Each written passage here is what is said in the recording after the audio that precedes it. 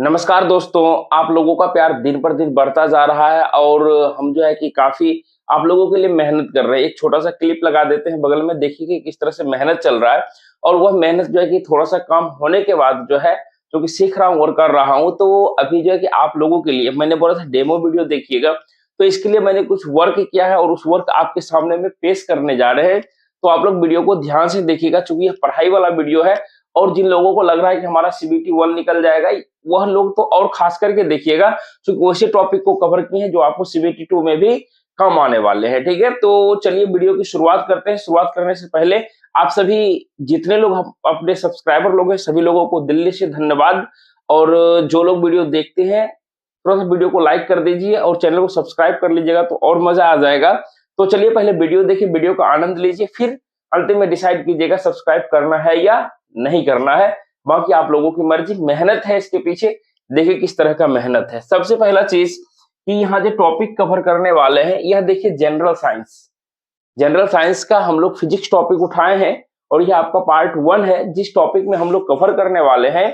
सबसे पहला चीज को ध्यान देना है, टॉपिक हमारा है वर्क, एनर्जी एंड पावर। दोनों चीज में बताएंगे, ध्यान से देखिएगा। वर्क का हिंदी आप लोगों को पता ही होगा कि वर्क का हिंदी होता है कार्य, एनर्जी का हिंदी होता है ऊर्जा, और तथा जो है पावर का हिंदी क्या होता है, शक्ति होता है। एंड का मतलब और होता है, यानी कि इस चैप्टर में हम लोग 3 टॉपिक को कवर करने वाले हैं, कार्य, ऊर्जा और शक्ति। ठीक है, पहले देखिए हम कॉन्सेप्ट क्लियर करेंगे, फिर आगे आगे क्या करते हैं देखते चलिए। तो सबसे पहले देखिए कार्य। अगर कार्य को देखा जाए, क्योंकि यहाँ पर मेन जो हम लोगों का फोकस होना है, हम लोग जो है कि एक नोट्स तैयार करने वाले हैं। देखिए यहाँ पर जो है कि एक छोटा छोटा आप देख रहे होंगे पेज में जो है कि यहाँ से नोट्स तैयार किया गया है, बिल्कुल अच्छे तरीके से सारा चीज यहाँ पर कवर किया गया है। कि पढ़ाने का मकसद यही है, बताने का, सिखाने का, कि अगर आप इसको एक बार पढ़ लिए तो आपको दोबारा जो है कि बुक पढ़ने की आवश्यकता नहीं पड़ेगी और आपका टॉपिक एक एक पॉइंट आपका दिमाग में सेट हो जाएगा, कंफ्यूजन नाम की चीज नहीं बचेगी। ठीक है, तो देखिए कार्य को हम लोग बेसिक जो बनाएंगे नोट्स, वो है मेन एनसीईआरटी को फॉलो करते हुए, और लास्ट में हम लोग एग्जाम पॉइंट तक चलेंगे कि आखिर एग्जाम में क्या पूछता है, नहीं पूछता है। ठीक है, तो मेन जो है कि हम लोग फॉलो शुरुआत से आप लोगों को बोलते आ रहे हैं कि कुछ भी हो जाए आप लोगों को फॉलो किस चीज को करना है, एनसीईआरटी को फॉलो करके चलते रहना है। ठीक है, आपको नहीं पढ़ने में मन लगता है, वीडियो देखिए, धीरे धीरे आपको मन जरूर लगेगा। तो चले शुरू करें क्या। हाँ, तो देखिए कार्य का परिभाषा जो है हम पॉइंट ऑफ एग्जाम व्यू से बता रहे हैं, लेकिन कार्य को अगर देखा जाए तो हम लोग दो तरीके से, एक दैनिक जीवन में भी देखते हैं, एक हम लोग वैज्ञानिक परिकल्पना के तौर दिशा में भी देखते हैं। तो यहाँ पे हम लोगों का दैनिक जीवन से क्वेश्चन नहीं रहता है, हम लोगों का जो क्वेश्चन सवाल आते हैं वो आता है कार्य की वैज्ञानिक संकल्पना पर, यानी संकल्पना पर। तो आखिर वैज्ञानिक जो है कि क्या कार्य के बारे में बोले हैं, उस पर जो है कि हम लोगों को विशेष ध्यान देना होता है। तो देखिए सबसे पहला चीज, इसको जानने से पहले कुछ पॉइंट है, काफी अहम पॉइंट है, जिसको मैं बोर्ड पर नहीं लिखूंगा, आप लोग सिर्फ ध्यान से सुनिए। कहा गया कि सभी सजीवों को भोजन की आवश्यकता होती है, जितने भी लिविंग थिंग है सबको क्या होता है, भोजन की आवश्यकताएं होती है। और जीवित रहने के लिए सजीवों को अनेक मूलभूत गतिविधि करनी पड़ती है, और इन गतिविधियों को ही हम क्या कहते हैं, जैव प्रक्रम कहते हैं। सिंपल सी भाषा में समझिए कि जितना भी सजीव है, मतलब जो सांस लेता हो, जो चलता फिरता घूमता फिरता हो, उसको हम लोग क्या कहते हैं, सजीव कहते हैं। सभी सजीव को क्या होता है, खाने के लिए भोजन की आवश्यकताएं होती है, और जीवित रहने के लिए, क्योंकि भोजन आएगा कहाँ से, उसके लिए हमको क्या करना पड़ता है, कुछ ना कुछ गतिविधि करना पड़ता है, और उसी गतिविधि को हम लोग क्या कहते हैं, जैव प्रक्रम कहते हैं। इस चीज को ध्यान दीजिएगा। अब देखिए यही इसके बाद क्या पॉइंट आता है कि इन जैव प्रक्रम को संपादित करने के लिए ऊर्जा जो है कि कहां से मिलता है, हमें भोजन से हमें क्या मिलता है, ऊर्जा की प्राप्ति होती है। आगे देखा जाए कि अब सर ये तो सजीव हो गया, लेकिन मशीन, मशीन में भी क्या होता है, मशीन को भी कार्य करने के लिए ऊर्जा की आवश्यकता होती है। तो उसके लिए हम लोग क्या करते हैं, गाड़ी में जैसे मोटरसाइकिल है तो पेट्रोल डालते हैं, अगर क्या कहते हैं डीजल वाला है डीजल डालते हैं। ठीक है, तो इस चीज को ध्यान दीजिएगा, इससे क्वेश्चन नहीं रहता, लेकिन मेन पॉइंट ऑफ व्यू से समझने के लिए हमने दिया है। ठीक है, तो अब देखिए ध्यान दिया जाए, चलते हैं कार्य पर। तो सिंपल सी भाषा में ध्यान दीजिएगा, कार्य को क्या लिखिएगा, आप साथ साथ लिखते चलिए। ठीक है, कार्य को कार्य करने के लिए या कार्य को संपादित करने के लिए, लिख लीजिए कार्य करने के लिए लिखिए कार्य करने के लिए दो दशाओं का होना आवश्यक है। अब देखिए दशाओं का मतलब क्या, तो फिर समझिए दशाओं का होना आवश्यक है। एक एक पॉइंट क्लियर करेंगे, कहीं से भी आपको छोड़ेंगे नहीं, ठीक है। देखिए कार्य करने के लिए दो दशाओं का होना आवश्यक है, यानी कि दो चीज हमेशा हमेशा नेसेसरी है कि ये दोनों होना ही चाहिए हर हालत में, ठीक है। तो नंबर एक में सर क्या होना चाहिए, इसको ध्यान दीजिए, बहुत ही इंपॉर्टेंट पॉइंट है। लिखिएगा वस्तु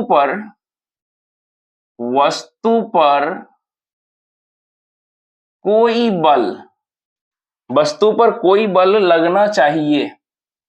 पहला केसेज हो गया, वस्तु पर कोई भी बल लगना चाहिए, तथा इसमें दूसरा केस क्या है, अगर बल लगाते हैं तो दूसरा केस ध्यान देना है कि वस्तु विस्थापित होनी चाहिए। दूसरा क्या केस है, वस्तु आपका क्या होना चाहिए, विस्थापित होना चाहिए। थोड़ा सा आप हिंदी भी बताते हैं, सॉरी इंग्लिश बताते हैं, तो देखिए बल बोले तो यहाँ पे छोटा छोटा पॉइंट को इंग्लिश में ध्यान रखिएगा। फोर्स होता है, विस्थापित का होता है डिस्प्लेस होना, डिस्प्लेस्ड, ठीक है। अब देखिए बोला कि बस किसी भी कार्य को करने के लिए दो चीज का होना जरूरी है, कि कोई भी वस्तु हो, ठीक है। मानिए ये हमारा ऑब्जेक्ट है, इस ऑब्जेक्ट पर क्या होना है, अगर मानिए ये ऑब्जेक्ट हमारा यहाँ पर रखा हुआ है ए पॉइंट पर, तो इस पर कोई भी बल लगना चाहिए, पहला केसेस।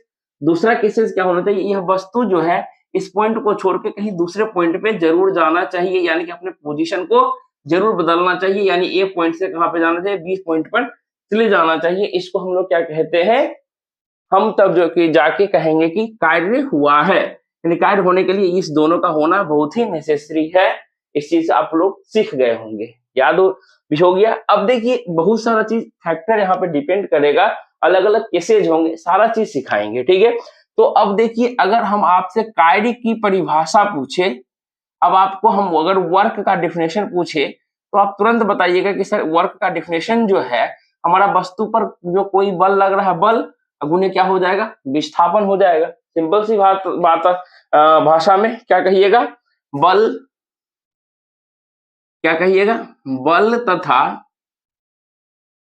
विस्थापन के क्या हो जाएगा, गुणनफल के बराबर हो जाएगा। ये चीज आप लोग देख लिए, यानी कि हम जो बोले कि वर्क जो बउआ होगा, अब कार्य का अगर फॉर्मूला लिखोगे, कार्य बराबर आप क्या लिख सकते हो, बल गुने क्या लिखोगे, विस्थापन, आराम से लिख सकते हो, कोई भी दिक्कत वाली बात नहीं है। इसको याद रख के काम हो गया। इंग्लिश में देखिए, इंग्लिश में इसको हम लोग क्या कहते हैं, कार्य को वर्क कहते हैं, फोर्स इसको क्या कहते हैं, फोर्स कहते हैं, विस्थापन को क्या कहते हैं, डिस्प्लेसमेंट, ठीक है। अब ध्यान दीजिएगा, वर्क से हम लोग W लेंगे, फोर्स से कैपिटल F लेंगे, लेकिन डिस्प्लेसमेंट को हम लोग स्मॉल s से भी डिनोट करते हैं, इस चीज को याद रखिएगा, यानी कि s, यानी कि यहाँ पर क्या लिखेगा, W इक्वल टू FS लिखेंगे। इस चीज को ध्यान दीजिएगा, W बराबर क्या फॉर्मूला हो गया, FS फॉर्मूला हो गया, ठीक है। तो अब देखिए यहाँ से फोर्स का ये तो निकल गया। अब यहाँ पर क्या क्या चीज बातों को थोड़ा सा ध्यान रखना है। तो सबसे पहला देखिए, हम अभी चैप्टर आपको नहीं पढ़ाए हैं, बल के बारे में थोड़ा सा ध्यान दे दीजिए, और विस्थापन के बारे में दो चीज ध्यान दे दीजिए। देखिए बल जो है, फोर्स जो है आपका कौन सा राशि है, फोर्स भी सदिश राशि है, यानी कि ये भी आपका विस्थापन भी क्या है, सदिश राशि है। यानी कि सदिश राशि किसको कहते हैं, जिसमें क्या होता है, मैग्नीट्यूड प्लस डायरेक्शन दोनों होता है, उसे हम लोग क्या कहते हैं, सदिश राशि कहते हैं, ठीक है। फोर्स का यूनिट जो होता है कि क्या होता है, फोर्स का यूनिट क्या होता है, न्यूटन होता है, और विस्थापन का यूनिट क्या होता है, मीटर होता है। मीटर को हम लोग m से डिनोट करते हैं, बहुत अच्छा। और न्यूटन को हम लोग कैपिटल N से डिनोट करते हैं, इस चीज को ध्यान रखिएगा। और F बराबर अगर देखा जाए तो न्यूटन का आप द्वितीय गति नियम पढ़े होंगे, F बराबर क्या होता है, ma फॉर्मूला होता है। m का मतलब हो गया मास, केजी में मापते हैं, आइसोलेशन को हम लोग मीटर पर सेकेंड स्क्वायर में मापते हैं। अगर आपसे कोई भी पूछे कि बाबू 1 न्यूटन क्या होता है, तो बताइएगा 1 केजी मीटर पर सेकेंड स्क्वायर को हम लोग क्या कहते हैं, 1 न्यूटन कहते हैं, सिंपल सी भाषा में, ठीक है। जब इतना हम लोग जान गए तो अब आगे देखा जाए तो ये बेसिक चीज हमने आपको क्लियर कर दिया। तो अब देखिए यहाँ से जब वर्क का डिफिनेशन लिखे तो वर्क से आपको क्वेश्चन पूछा जा सकता है कि वर्क का एसआई यूनिट क्या होता है। ठीक है, यहाँ पर एफ के बारे में जान गए, एफ फोर्स है, एस क्या है डिस्प्लेसमेंट है, डब्ल्यू वर्क है। ठीक है, उसके बाद देखिए यहाँ पर जो है क्या कहेगा कि कार्य जो है, कार्य कौन सा राशि है। जिस तरह से देखिए कार्य के बारे में यहाँ पे हमने बोला बल क्या है आपका सदिश राशि, विस्थापन सदिश राशि है, लेकिन वर्क जो है कि कार्य जो है कि आपका कैसा राशि है, अदिश राशि है। अदिश राशि बोले तो सिर्फ क्या होता है जिसमें हमारा केवल परिणाम क्या होता है, परिमाण, परिणाम नहीं, परिणाम दीजिएगा गलत हो जाएगा, सिर्फ और सिर्फ क्या होता है उसमें हमारा परिमाण होता है, यानी कि ओनली मैग्नीट्यूड होता है। ठीक है, लेकिन डायरेक्शन नहीं होता है, केवल परिणाम होता है, डायरेक्शन नहीं होता, यानी कि दिशा नहीं होता है। ठीक है, उसके बाद देखिए यहां से कार्य का आपको अगर एसआई यूनिट पूछा जाए तो आप क्या बताइएगा। देखिए क्योंकि डब्ल्यू एफ एस फोर्स का यूनिट क्या होता है, न्यूटन होता है, और डिस्प्लेसमेंट का क्या होता है, मीटर, यानी कि हम लोग कह सकते हैं क्या बोलेंगे, कार्य का एसआई यूनिट न्यूटन मीटर होता है। अगर आप न्यूटन मीटर को लिखना चाहते हैं तो आप क्या लिख सकते हैं, न्यूटन मीटर को हम लोग कहते हैं जूल। क्या कहते हैं, न्यूटन मीटर को हम लोग जूल कहते हैं, हिंदी में बोले तो जूल। इस तरीके से लिखिएगा। जूल को हम लोग किस तरह से डिनोट करते हैं, कैपिटल जे से, इस तरह से हम लोग इसको जूल को डिनोट करते हैं। यहाँ तक किसी को कोई भी दिक्कतें नहीं होनी चाहिए। ठीक है, और एक चीज यहाँ पर ध्यान रखिएगा, कार्य क्या है हमारा, कार्य जो है कि एक प्रकार का एनर्जी है, कार्य जो है एक प्रकार का ऊर्जा है। इसलिए आगे हम अभी ऊर्जा नहीं पढ़ाएंगे, जब ऊर्जा पढ़ाएंगे तो भी आपको बताएंगे। तो अगर ऊर्जा का भी आपको ऐसा यूनिट पूछता है तो ऊर्जा का भी यूनिट क्या बताइएगा, जूल होता है। यहाँ तक किसी को कोई दिक्कतें नहीं होना चाहिए। क्वेश्चन जो आता है यहाँ से केस बोला, W बराबर हम लोग एफ एस पढ़ते हैं।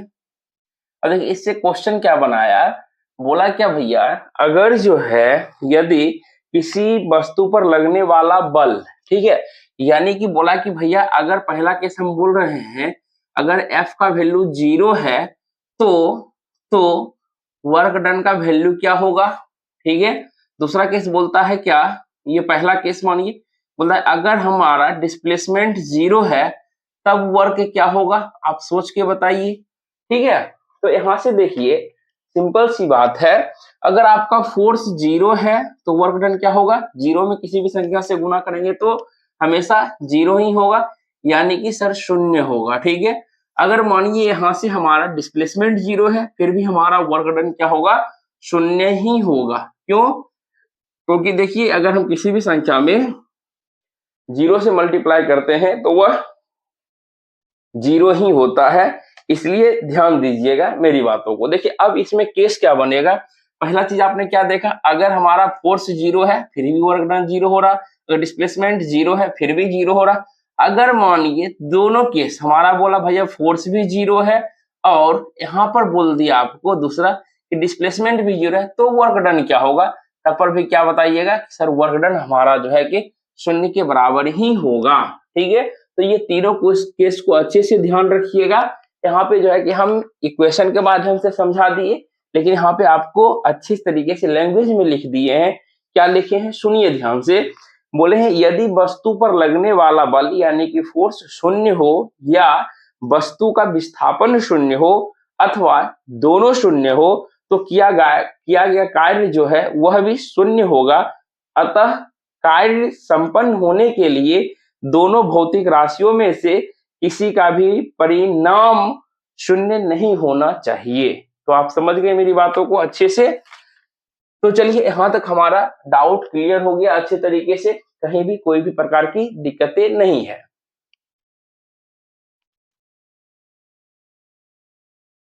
तो अब देखिए आगे बढ़ा जाए, आगे बढ़ते हैं। तो अब देखिए यहां से जो है जब ये 0 हो गया, अब देखिए यहाँ पर कंडीशन आ रहा है, बहुत अच्छा कंडीशन आ रहा है। ठीक है, अभी हमने आपको बताया था कि कोई एक अगर आप ऑब्जेक्ट लेते हैं, वस्तु लेते हैं, इस पर अगर मानिए हम फोर्स लगाए, यहाँ पे एफ फोर्स लगाए और वस्तु जो है कि जिधर हम फोर्स लगाए उसी डायरेक्शन में हमारा वस्तु खिसक गया। सर इधर फोर्स लगाए तो वस्तु जो है कि हमारा खिसक के इधर चला आया, यानी कि यहाँ पे अगर ये ए पोजीशन पर था तो ये हमारा बी पोजीशन पे चला गया, कुछ ना कुछ डिस्टेंस को कवर किया। ठीक है, यानी कि फोर्स हम जिधर अप्लाई कर रहे हैं डिस्प्लेसमेंट भी उसी डायरेक्शन में हो रहा है, तब क्या होगा, ठीक है। दूसरा केसेस कह रहा है कि नहीं हम फोर्स लगा रहे हैं आगे लेकिन काम हमारे तरफ ही हो जाए, तब क्या होगा। तो ऐसा केसेस जो है ना आपका जो है ये 3 केसेस यहाँ से मेनली रूप से बनता है। पहला जो है देखिए ध्यान दीजिएगा, बल लिख लीजिए, बहुत ही इंपॉर्टेंट है, बल तथा विस्थापन लिखिएगा, बल तथा विस्थापन एक ही दिशा में हो, एक ही दिशा में हो तो वर्क डन पर क्या असर पड़ेगा, वर्क डन क्या होगा। सिंपल सी बात है, देखिए फोर्स और विस्थापन एक ही दिशा में होगा तो इस समय जो हमारा थीटा क्या बनता है, याद रखिएगा थीटा हमेशा होता है 0 डिग्री। अभी तो हम कुछ एंगल बेंगल वाला बताए नहीं है, ये हमारा पैरेलल केस है, ठीक है। यानी कि हम लोग क्या करेंगे, ये पैरेलल टू अर्थ चलेगा तो 0 डिग्री होता है। तो ऐसे केसेस में हमारा फॉर्मूला क्या बनता है, एफ एस बनता है। और इस केसेस में हमेशा वर्क जो है कि पॉजिटिव होगा। शॉर्ट नोट्स में लिख लीजिए, नोट्स किसी को दिखाना नहीं है, आपको अपना नोट्स खुद से तैयार करना है और आपको समझना है नोट्स को, ठीक है। दूसरा देखा जाए, जब अब देखिए इसका जो है कि हमारा ना हिंदी समझ में नहीं आया इसलिए हम इंग्लिश में लिखे व्हेन द बॉडी, हिंदी में हम इंग्लिश में लिख दिए, आप भी लिख लीजिए व्हेन द बॉडी, इतना तो इंग्लिश आप लोग जानते ही हैं। When the body moves in a direction opposite to the force, क्या बोले, अपोजिट टू द फोर्स। यानी कि कहा कि जब हम कोई भी वस्तु पे फोर्स लगा रहे हैं लेकिन हमारा जो है कि वर्क क्या हो जाए, अपोजिट डायरेक्शन में हो जाए, तो ऐसे केसेस में जो है हमारा वर्क डन बराबर होता है एफ माइनस एस, चूंकि वस्तु फोर्स लगा अपोजिट आ जाएगा तो इसी को हम लोग कहते हैं या माइनस एफ एस कह सकते हैं। अतः ऐसे केस में हमारा वर्क जो हो जाएगा क्या हो जाएगा, निगेटिव होगा। किस केस में, जब हमारा जो है कि जिधर हम लोग बॉडी को मूव करना चाहते हैं उसके अपोज में वर्क हो जाए तो वो हमारा क्या होता है, वो हमारा क्या कहलाएगा, नेगेटिव होगा, ठीक है। तो ये हो गया किस केसेस में, जब हम लोगों का पैरेलल फोर्सेस रहेगा तब। लेकिन तीसरा जो कंडीशन उत्पन्न होगा यह वीवीआई कंडीशन है, इसको लिख लीजिएगा, इससे भी क्वेश्चन डायरेक्टली रहता है एग्जाम में, ठीक है। तो अब चलिए लिखिएगा व्हेन द, लिखिएगा when the force, when the body moves, क्या लिखिए, सॉरी क्या लिखिएगा, व्हेन द लिखिए body moves, when the body moves eight an angle, at an angle to the direction of force, ठीक है। अब देखिए बोला when the body moves at an angle to the direction of force, यानी कि यहाँ पर जो है कि मानिए कि कोई भी बॉडी है वह क्या करेगा, कोई भी एंगल पर जो है, देखिए यहाँ क्या बोला, बॉडी मूव करेगा एन एंगल टू फोर्स के डायरेक्शन में मूव करेगा, लेकिन दोनों के बीच क्या होना चाहिए, कुछ ना कुछ एंगल बनना चाहिए। तो वैसे केसेस में हम लोगों का क्या क्या फॉर्मूला बन सकता है इस पर हम लोग चर्चा करेंगे, ठीक है। मानिए इधर फोर्स ये वाला हो जाएगा, ऐसे ये हो जाएगा, यानी कि वस्तु घसकेगा आगे लेकिन फोर्स लगेगा इंक्लाइन, सिंपल सी बात है। तो ऐसे केसेस में W बराबर फॉर्मूला क्या होता है, इसको याद रखिएगा, एफ एस कॉस थीटा, आप लोग जरूर पढ़े होंगे, क्या पढ़े होंगे, एफ एस कॉस थीटा। अब ये मत पूछिएगा कि sir F S cos theta आया कहां से, क्योंकि आप लोगों से क्या कि प्रूफ करने के लिए पूछता नहीं है, ठीक है। तो आपसे प्रूफ करने के लिए नहीं पूछता है। तो अब देखिए यहाँ पर 3 केसेस बनेगा, क्या क्या बनेगा, 3 केसेस, इसको हम लोग ध्यान से देखते हैं। केस फर्स्ट देखिए व्हेन, जब थीटा का वैल्यू 0 डिग्री हो, कहने का मतलब वो पहला केसेस, तो 0 दीजिएगा तो आप लोग जानते हैं ना cos 0 का वैल्यू क्या होता है सर, 1 होता है। तो 1 होगा तो W बराबर क्या हो जाएगा, एफ एस हो जाएगा। यानी कि जब हमारा 0 डिग्री है इसका मतलब जो है वर्क होगा वस्तु यानी कि फोर्स के दिशा में होगा, यानी कि वर्क हमारा पॉजिटिव होगा, इस चीज को ध्यान रखना है। दूसरा केसेस बहुत ही इंपॉर्टेंट है, इससे हमारा जो है थ्योरी वाला भी क्वेश्चन आता है, जब हमारा एंगल कितना हो जाए, परपेंडिकुलर, यानी कि इसको हम लोग क्या कहते हैं, परपेंडिकुलर कहते हैं, या हिंदी में बोलिए तो इसको हम लोग क्या कहते हैं, लंबवत कहते हैं, ठीक है। तो इसको ध्यान रखिएगा, लंबवत याद रखिएगा, यानी कि कहने का मतलब फोर्स और जो है कि हमारा डिस्प्लेसमेंट का जो है एंगल कितना हो जाएगा, 90 डिग्री है। ऐसे केसेस में तब जाके हमारा वर्क डन क्या होता है, इस चीज को ध्यान दीजिए। ये हमारा फोर्स होता है, ये डिस्प्लेसमेंट होता है। तो ऐसे केसेस में वर्क, चूंकि cos 90 का वैल्यू क्या होता है, 0 होता है, तो वर्क डन हमारा क्या हो जाएगा, यहाँ पे 0 हो जाएगा। इस चीज को ध्यान रखिएगा बहुत ही अच्छे तरीके से। जैसे मानिए कि बहुत कान खोल के सुन लीजिए यहाँ पर क्वेश्चन, कि अगर कोई वस्तु पे हम वर्क यानी कि फोर्स लगा रहे हैं, अगर वह वस्तु डिस्प्लेस नहीं हो रहा है, मतलब अगर वस्तु में कहीं मूवमेंट नहीं है, थोड़ा सा भी डिस्टेंस कवर नहीं कर रहा है, तो वर्क डन हमेशा 0 होगा। जैसे मानिए एग्जांपल के तौर पे, अगर हम मानिए कि कोई वस्तु लिए, वस्तु को माथा पर लेके 1 घंटा से खड़े हैं, हम कहीं पे हिले डोले नहीं है, तो क्या होगा, वर्क डन 0 होगा। जैसे क्वेश्चन बहुत ही आम बात है, पूछेगा आपको रेलवे प्लेटफॉर्म वाला कि अगर कोई आदमी कुली है, वह अपने माथे पे क्या करता है, वस्तु को उठा के 2 घंटे से खड़ा है, वह हिला डुला नहीं है, इधर उधर कहीं नहीं चला है, तो वर्क डन बताइए कितना होगा। तो ध्यान दीजिए, प्लेटफॉर्म पे खड़ा है आदमी, तो दोनों के बीच का एंगल 90 डिग्री हो जाएगा, इसलिए वर्क डन वहां पे 0 हो जाएगा। पहले समझ गए।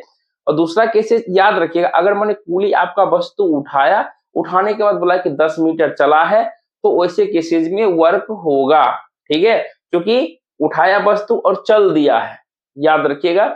और डिस्प्लेसमेंट क्या क्या होता है, डिस्प्लेसमेंट का वैल्यू भैया, डिस्प्लेसमेंट इसको लिख लीजिए, एकदम काम आने वाला है। डिस्प्लेसमेंट जो है वह आपका पॉजिटिव भी हो सकता है, निगेटिव भी हो सकता है और 0 भी, तीनों हो सकता है, लेकिन डिस्टेंस इज ऑलवेज पॉजिटिव। यहाँ पे हम डिस्प्लेसमेंट की बात कर रहे हैं। क्योंकि अब देखिए क्या होता है, क्वेश्चन पूछता है, अगर मानिए कि कोई कुली जो है आपका सामान लिया, सामान लेने के बाद 10 मीटर आगे गया, जहां से चला, फिर वहीं आके खड़ा हो गया, तो वैसे केसेस में वर्क डन बताइए, तब पर भी वर्क डन क्या हो जाएगा, 0 होगा, क्योंकि जहां से गया फिर रिटर्निंग वहीं आ गया, डिस्टेंस दोगुना हो गया, लेकिन डिस्प्लेसमेंट क्या हो गया, 0 हो गया। ठीक है, अच्छे से समझिएगा, क्योंकि displacement is a vector quantity. ठीक है, अब जो है कि यहां तक अगर ये कॉन्सेप्ट आपका खुल गया, दिमाग में अच्छे से सेट कर लिए, तो आपका मैक्सिमम क्वेश्चन वर्क का डन हो जाएगा। ठीक है, तीसरा केसेस बताते हैं। अब देखिए तीसरा केसेस क्या हो जाएगा, यानी कि जब हमारा एंगल जो है 180 डिग्री हो, 180 डिग्री बोले तो सिंपल सी बात में आप समझ गए, अगर फोर्स इधर लग रहा है तो डिस्प्लेसमेंट क्या हो जाएगा, इसके जस्ट अपोजिट हो जाएगा, तब ना एंगल 180 डिग्री बनेगा।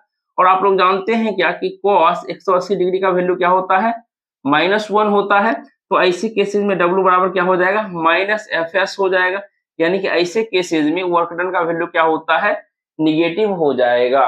क्या हो जाएगा, निगेटिव हो जाएगा। इस चीज को ध्यान रखिएगा। बहुत अच्छे तरीके से आपने सीखा कि जब हमारा बॉडी जो है कि कोई भी एंगल पे मूव करेगा फोर्स के डायरेक्शन में, तो 3 केस बनेगा। जब 0 डिग्री होगा तो वर्क डन पॉजिटिव होगा, जब आपका 90 डिग्री होगा तो वर्क डन 0 होगा, और जब हमारा theta 180 degree opposite to the force हो जाएगा, तो ऐसे केसेस में हमारा वर्क डन निगेटिव होगा। ठीक है, तो ये सारा चीज देखने के बाद आपके मन में क्या चला कि वर्क डन का वैल्यू 3 कंडीशन हो सकता है, पॉजिटिव भी हो सकता है, निगेटिव भी हो सकता है और 0 भी हो सकता है। बहुत अच्छे तरीके से आपने सीखा यहाँ पे। ठीक है, तो वर्क का जो है कि मोस्टली चीज आपका खत्म हो चुका है, लेकिन मैक्सिमम तो काम हम लोगों का हो गया, वर्क डन से बन गया सवाल। जनरली हम लोगों से सवाल जो है यही पूछे जाते हैं, लेकिन कुछ जो है ना एएलपी, क्योंकि हम लोगों का मेन जो फोकस है एएलपी और जेई को टारगेट करना। अभी हमने बोला भी था कि अगर आपका सीबीटी 1 लगता है निकल जाएगा, तो सीबीटी 2 में भी यह काम आएगा। ठीक है, तो उस दृष्टिकोण से हम बताना चाहेंगे आपको कि यहाँ से देखिए क्या होता है कि नॉर्मल तो खत्म कर दिए, जब देखिएगा कि कोई आदमी है, ठीक है, कोई वस्तु को अगर जो है कोई आदमी है, वस्तु को क्या करता है, जमीन से नीचे से ऊपर उठाता है। क्या करता है, जैसे मैंने कोई वस्तु नीचे में रखा हो, उसको जब आप ऊपर उठाइएगा, वर्क तो कीजिएगा, लेकिन आखिर वहां पे वर्क कितना होता है, इस चीज को ध्यान दीजिएगा। 2 तरह का यहाँ पे वर्क होता है। ठीक है, एक वर्क होता है आपका, क्या कहिए, work done by the person, एक आदमी के द्वारा किया जाता है। एक होता है work done by the against of, क्या हो जाएगा, ग्रेविटी, यानी कि ग्रेविटी के द्वारा क्या वर्क किया जाता है। ठीक है, उस टॉपिक पे हम लोग नेक्स्ट वीडियो में बातें करेंगे लेकिन यहाँ पे एक और पॉइंट देख लीजिए, वर्क डन, यहाँ पर जो है वर्क डन बाय, लिखिएगा lifting, work done by lifting a body, lifting a body against gravity. क्या हो जाएगा? Against gravity. इस चीज को ध्यान दीजिएगा, यहाँ पे हो जाता है हमारा पोटेंशियल उसमें इस स्थित होता है, लेकिन वर्क डन जो होता है वह क्या होता है? mgh के बराबर होता है। क्या होता है? mgh के बराबर, यानी इसको ध्यान रखना है, ये फॉर्मूला है mgh। ठीक है, तो अब इसके मतलब क्या हुआ कि कोई भी वस्तु जो है, एक मिनट,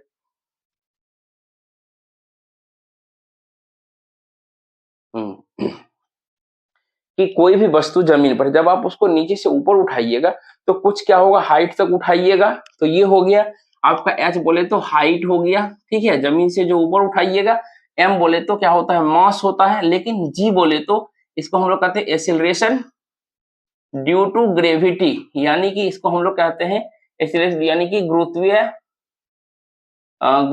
बल कहिए, इसको हम लोग हिंदी में क्या कहते हैं? गुरुत्वीय बल कहिए। और एक्सीलरेशन ड्यू टू, इसका जी का वैल्यू जो होता है एक्चुअली में होता है 9.80 मीटर पर सेकेंड स्क्वायर होता है। ठीक है, अगर नियरली टू कभी कभी क्वेश्चन में कह देगा तो 10 मीटर पर सेकेंड स्क्वायर भी आप इसको मान सकते हैं, कोई भी दिक्कत वाली बात नहीं है, इसको नियरली पढ़ते हैं। ठीक है, यहाँ ये क्लियर हो गया।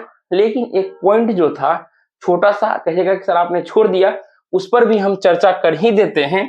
तो एक चीज देखिएगा, क्वेश्चन में एएलपी में पूछा गया, हमने देखा है, तो एक पूछेगा work done by the man, आदमी के द्वारा कितना वर्क किया जाएगा। एक पूछेगा work done by the gravity, और जो है कि work done by the man, आदमी के द्वारा क्या काम किया जाएगा? आदमी के द्वारा किया जाएगा mgh, इसको फॉर्मूला को ध्यान रखिएगा। Work done by the gravity, gravity के द्वारा क्या किया जाएगा? Minus mgh। अब सर माइनस क्यों लगा? क्योंकि देखिए ग्रेविटी, जब आप वस्तु को ऊपर खींच रहे हैं तो ग्रेविटी के द्वारा क्या हो जाएगा? ग्रेविटी कहेगा भैया हम नीचे आओ, ग्रेविटी होता है टुवर्ड्स द सेंटर, नीचे की ओर खींचता है, फिर आप क्या करें? वस्तु को ऊपर की ओर जबरदस्ती उसको ऊपर खींच रहे हैं, इसलिए क्या होता है? माइनस mgh होता है। तो ये दोनों को फॉर्मूला को जरूर ध्यान रखिएगा। एलपी ये क्वेश्चन डायरेक्टली पूछा जाता है, हम क्वेश्चन आपको जरूर करवाएंगे। ठीक है, तो अब चलते हैं एग्जाम पॉइंट ऑफ व्यू से, आखिर एग्जाम में क्या क्या सवाल रहते हैं। तो ये हो गया न्यूमेरिकल, और याद रखिएगा ये जो अभी हमने आपको टॉपिक पढ़ाया, इससे जो है आपको न्यूमेरिकल ज्यादा पूछा जाता है। न्यूमेरिकल पूछा जाता है। सर न्यूमेरिकल कहाँ से करेंगे? तो न्यूमेरिकल के लिए हम नेक्स्ट वीडियो आपको दे देंगे, क्या क्या न्यूमेरिकल आ सकता है। ठीक है, पहले इस कॉन्सेप्ट को आप क्लियर कर लीजिए। अब एग्जाम व्यू से क्वेश्चन देखिए, पॉइंट ऑफ एग्जाम व्यू से हम सवाल चलते हैं आपके लिए। सबसे पहले देखिए कार्य के बारे में हमने देखा, कार्य के बारे में देखा तो कार्य का फॉर्मूला क्या हो गया था? बल गुने विस्थापन। आपने देखा था F इंटू एस होता है, उसका फॉर्मूला आपने क्या देखा? कार्य का एसआई यूनिट क्या होता है? जूल होता है, ये भी हमने बता दिया एसआई यूनिट में। लेकिन हमने आपको सीजीएस यूनिट नहीं बताया, सीजीएस यूनिट में हमने चर्चा नहीं किया। ठीक है, लेकिन एसआई यूनिट में हमने चर्चा किया था वर्क डन बराबर एफएस, एफएस को आप लिख सकते हो न्यूटन मीटर। लेकिन न्यूटन मीटर आया कैसे? तो एफ को हम लोग न्यूटन में मापते हैं, एस को हम लोग एम में मापते हैं। तो 1 न्यूटन इक्वल टू हमने क्या पढ़ाया था? केजी मीटर पर सेकेंड स्क्वायर, आई इंटू क्या हो जाएगा? मीटर, यानी कि इसको हम लोग फाइनली कह सकते हैं केजी मीटर स्क्वायर पर सेकेंड स्क्वायर भी कह सकते हैं। इस चीज को ध्यान दीजिएगा। ठीक है, ये हो गया। अब देखिए सीजीएस यूनिट क्या होता है? सीजीएस यूनिट बोले तो यानी कि यह जो है कि आपको पद्धति का एक रूप था जिसमें हम लोग क्या करते थे? देखिए केजी मतलब हो गया मास, सीजीएस में क्या मापते थे हम लोग? ग्राम में मापते थे, मीटर को हम लोग सेंटीमीटर में मापते थे, और जो है कि सेंटीमीटर का स्क्वायर हो जाएगा और सेकेंड तो हमारा सेकेंड ही रहेगा। ठीक है, ये हो जाएगा ग्राम सीएम स्क्वायर पर सेकेंड स्क्वायर हो जाएगा। सीजीएस यूनिट में आराम से कह सकते हैं, कोई दिक्कत वाली बात यहाँ पर नहीं है। लेकिन इसको हम लोग सीजीएस यूनिट में कहते हैं अर्ग।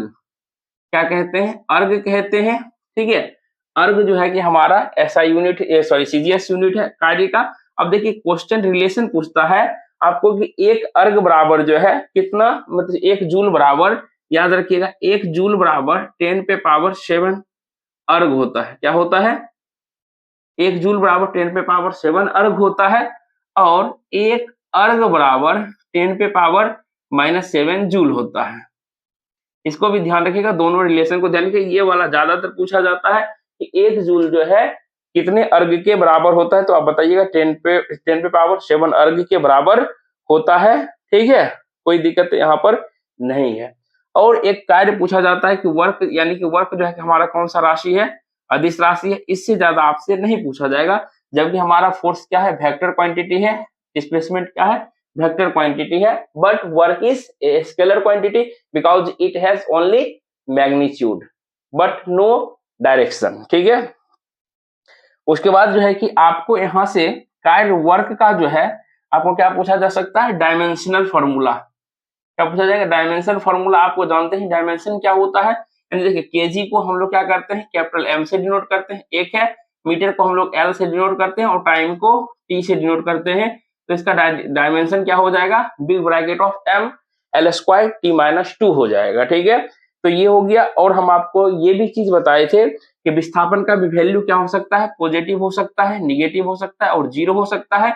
उसी प्रकार से कार्य का वैल्यू भी क्या हो सकता है, पॉजिटिव हो सकता है, निगेटिव हो सकता है और शून्य, तीनों हो सकता है, जो कि आप लोग भली भांति अच्छे तरीके से समझ चुके हैं। तो इस प्रकार से वर्क से जितना भी क्वेश्चन आपका थ्योरेटिकल पूछा जाएगा, थ्योरी वाला पूछा जाएगा, अगर आप अच्छे से मेरे वीडियो को पॉइंट टू पॉइंट देखे हैं और नोट्स किए हैं, नोट तैयार कर लिए हैं, तो आपको एक भी सवाल आपको हम ग्रुप में, तो सर इसका पीडीएफ कहाँ मिलेगा, पीडीएफ आपको डायमंड ननटेक ऑफिशियल में जो है वहां पे पीडीएफ आपको चला जाएगा। और टेलीग्राम पे ज्वाइन कर लीजिए, ननटेक जंक्शन, जिसपे अभी आप वीडियो देख रहे हैं, उस टेलीग्राम पर पीडीएफ मिल जाएगा आपको। बाकी रहा बात कि सर हम कैसे प्रैक्टिस करेंगे, तो प्रैक्टिस के लिए भी क्वेश्चन आपको दे दिया जाएगा, यानी कि अब आप नेक्स्ट वीडियो का इंतजार, अब नेक्स्ट वीडियो देखिए। आपको ये वीडियो अच्छा लगा तो वीडियो को लाइक कीजिएगा, अपने दोस्तों को शेयर कीजिए, और आपको क्या चीज कमी लगा उस चीज को बताइए, उस कमी को दूर करेंगे। मिलते हैं नेक्स्ट वीडियो में, यानी कि इसका पार्ट 2 लेकर आपके सामने हाजिर होंगे। बाकी तब तक के लिए आप खुश रहिए, अपने परिवार का ध्यान रखिए, मस्त रहिए। जय हिंद, जय भारत।